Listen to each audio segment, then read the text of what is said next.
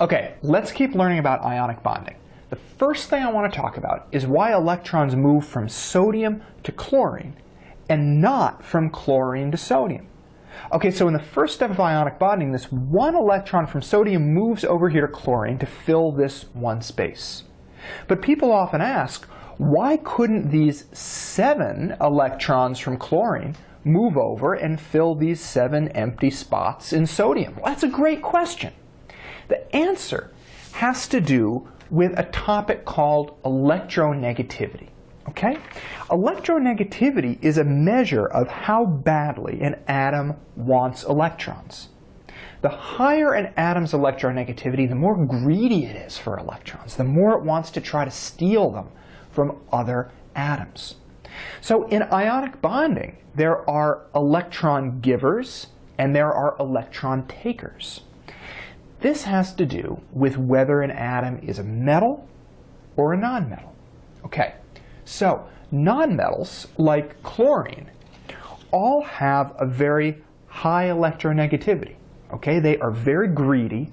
They want other electrons very, very badly.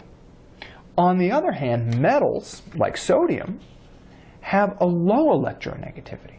Okay, they're not so greedy for electrons, and they're willing to give them up. So that's why electrons move from sodium to chlorine and not the other way around. They move from the atom with low electronegativity, low greediness, to the atom with high electronegativity. And this is the way it always works in ionic bonding. The metals, like sodium, are the electron givers, and the nonmetals, like chlorine, are the electron takers. Electrons always move from the metal to the nonmetal. And in ionic bonding, because of that, the metals always become positively charged because they lose electrons, and the nonmetals always become negatively charged because they gain electrons. It's all about electronegativity, the greediness of an atom for electrons. Now I want to talk a little bit about the shape and structure that ionic compounds make. Okay, so we've got sodium here, we've got chlorine here, and we've talked about how they get opposite charges and they end up sticking together, forming a shape kind of like this. Okay, but so far, we've only talked about 2 atoms, one of each. In nature, rarely would we find just 2 atoms. Okay, usually there are going to be a lot more than 2 atoms that want to exchange electrons and combine together. So what happens when we have a bunch of atoms that could all do ionic bonding? Okay, well, what you might want to think of is each pair of these atoms could form a structure kind of like this. Okay, but here's the thing. These guys wouldn't stay separate. Okay, this is super important. They wouldn't stay separate because opposite charges attract not only in groups of 2. Okay, so this positive and this negative, they're attracted to each other, but this positively charged sodium will also be attracted to this negatively charged chloride over here. Okay, so these 2 things are going to end up connecting to each other because of that attraction, right? And then there's this guy over here, and this positively charged sodium could be attracted to this negatively charged chloride, and this negative charge could be attracted to this positive charge. So this will come together just like here. Okay, and so we start building a much bigger shape.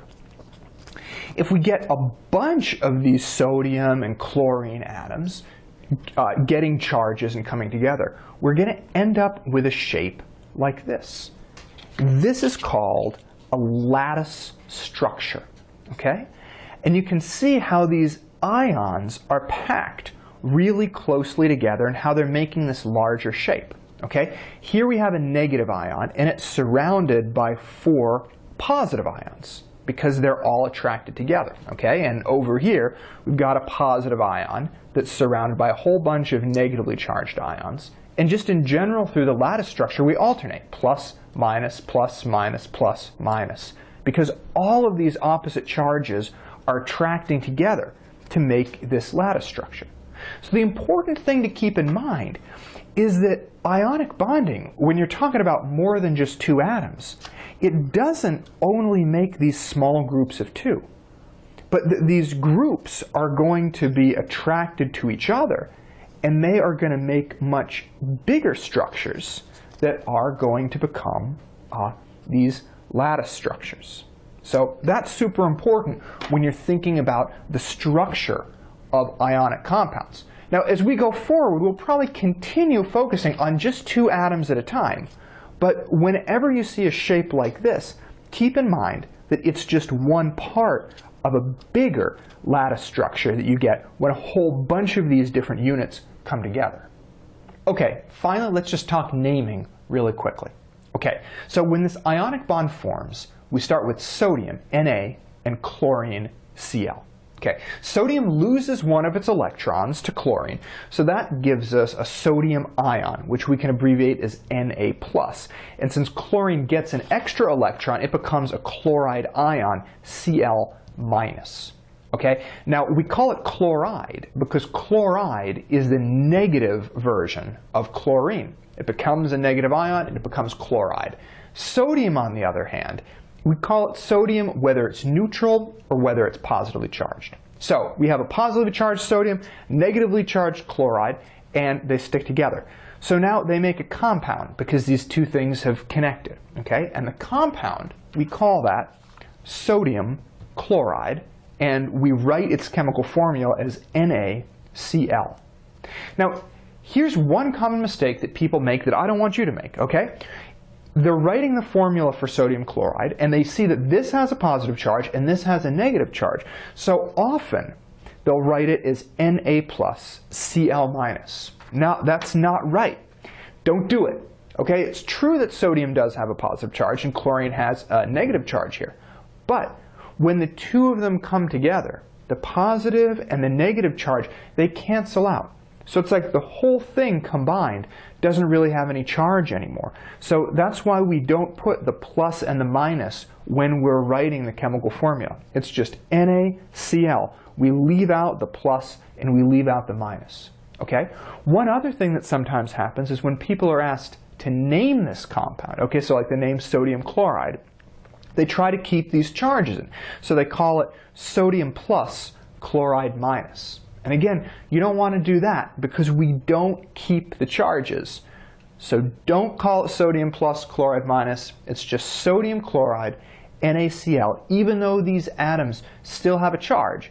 Because they're like balancing each other out in this compound, we don't worry about the charge when we're naming it.